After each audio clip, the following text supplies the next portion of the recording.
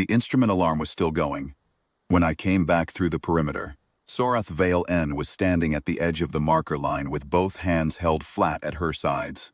A Vathuri posture, I'd learned, meant she was trying very hard not to move quickly. Behind her, through the field station's transparent wall, I could see the rest of the team crowded at the monitoring console. Drevson had his face about 6 inches from the screen. Ilith and the 2 junior surveyors, I never did get their names right, were completely still. I had my sample kit over one shoulder and a piece of basalt the size of my fist in my other hand. Good specimen. Crystalline intrusions, fracture face, sharp lamination lines. Exactly what I'd gone in for. The alarm, I said, nodding toward the station. That is your biometric feed, Sorath said. Her voice was very level. It has been reading as a malfunction for the past 41 minutes. I looked down at the sensor patch on my wrist. The readout was live. Doesn't look like a malfunction to me. She stared at me for a long moment. Then she said, please come inside. We'd been on Vethis Karn for 9 days by then. The survey moon sits in the outer arc of the Verathuri system. Geologically young, still contracting. Volcanic activity across about 30% of the surface. The Joint Mission Brief called it a high-value xenomineral survey, which was accurate enough. What it didn't emphasize was the thermal gradient near the primary vent fields. The Vathuri team had mapped the exclusion zone on day 2. A hard perimeter, 200 meters around the active caldera shelf, where ambient surface temperature exceeded their environmental tolerance threshold. Their suits could manage up to about 60 Celsius in sustained exposure.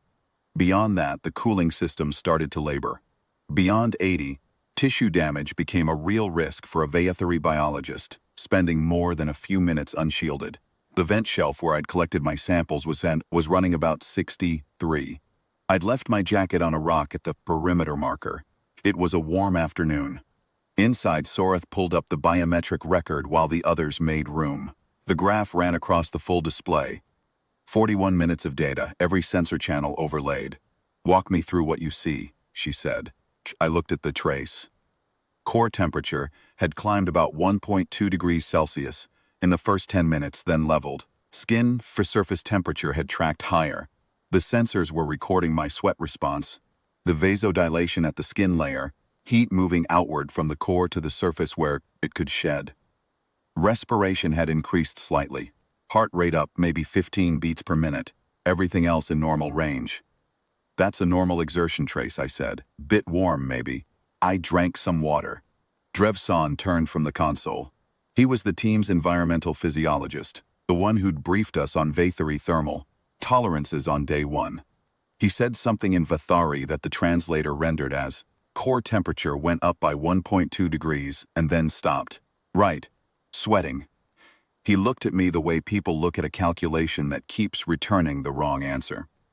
You produced sufficient evaporative cooling, he said slowly, to stabilize your core temperature in an ambient field of 63 degrees, without assistance.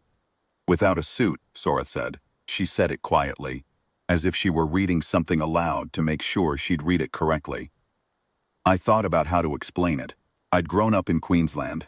Summers there ran 40+ regularly.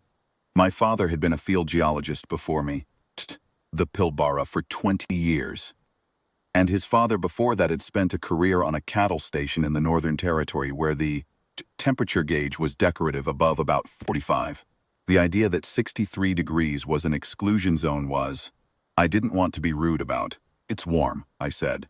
I was keeping an eye on it. If I'd felt dizzy, I would have come back earlier.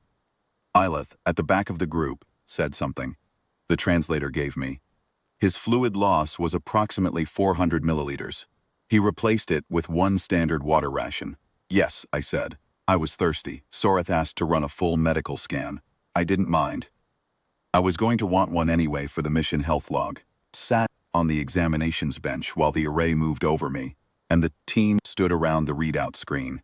What it showed, apparently, was something they hadn't seen before in the record of a post-thermal excursion scan. My core was at baseline. 37.1 Celsius. Well within normal human range. The surface capillary network had slightly elevated activity, still shedding residual heat through the skin. There was a mild elevation in certain electrolytes, sodium, potassium. consistent with sweat loss and partial replacement. Everything else unremarkable. Sorath stood with her hands behind her back and looked at the scan for a long time. Your body, she said, did not attempt to avoid the heat. No, it managed it, actively. The heat entered your surface tissues and your body moved it, routed it, expelled it, and maintained your operating temperature within a range of, she checked the screen, 1.4 degrees across the entire exposure. That's about right, yes. Our suits, she said, approximate that function, mechanically. Power cells and coolant circulation and 6 layers of thermal exchange material. I nodded. You did it with skin. I didn't have a good answer for that. It had never struck me as remarkable. You sweat. Your blood moves toward the surface. You drink some water. You keep walking.